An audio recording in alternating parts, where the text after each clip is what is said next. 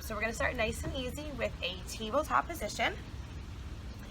So the easiest way to get into your tabletop position and find your coordinates, what I personally do is I line myself over top of 0, 0. So once you find that 0, 0 on the mat, I just kind of line my belly button up with that 0, 0. And then as far as the knees go, you want to always keep your knees hip distance apart. So that's what's called a neutral position. So whatever that is for you, and that's going to be different for everyone's. Like my coordinates are going to be different from your coordinates depending on your height. So for me, if I find a comfortable hip distance apart, that's just about at the 2 coordinates, okay? If my belly button is center over 0, 0. So I'm about 5'3"-ish. So if you're a little bit taller, you may have a little bit of a wider base. If you're a little bit shorter, maybe perhaps a bit more narrow. But again, you just have to kind of feel it out and see what's comfortable for you. Okay, and just really quickly before I even get to the hands, why does it matter where our knees are placed?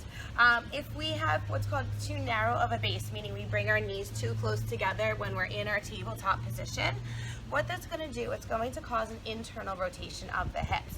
Our hips are not supposed to internally rotate, and that's going to throw off your whole pelvis, your pelvic girdle, and eventually it'll lead to lower back pain.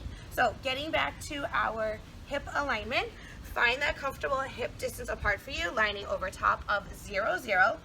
Okay, so I'm right about at my 2 coordinates for each leg. And now for the hands, the best way to find where your hands go is you want to keep your hands shoulder distance apart. So just being mindful, you're not drawing your hands too close together.